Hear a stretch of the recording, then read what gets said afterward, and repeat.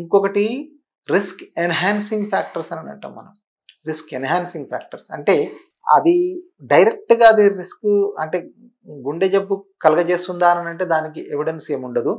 But చాలా మంది లోపల అది అసోసియేట్ ఫ్యాక్టర్ అయ్యి ఉండి దీన్ని అగ్రవేట్ చేస్తున్నది అని చెప్పేసి మనం నమ్ముతున్నాం కాబట్టి వాటిని రిస్క్ ఎన్హాన్సింగ్ ఫ్యాక్టర్స్ అని అంటుంటాం మనం.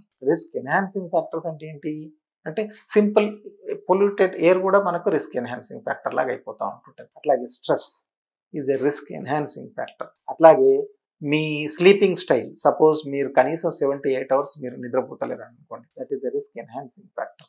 అలాగే ముఖ్యంగా ఇప్పుడు ఫీమేల్స్ లోపల అని అనుకోండి, ఫీమేల్స్ లోపల మనం ఏం చేసేస్తూ ఉంటుంటాం, సపోజ్ లేట్ మినార్కీ ఉందని అనుకోండి, it is the risk enhancing factor. కొంతమందికి పీసీఓడి అని చెప్పేసి అని అంటూ ఉంటుంటాం, అది రిస్క్ ఎన్హాన్సింగ్ ఫ్యాక్టర్.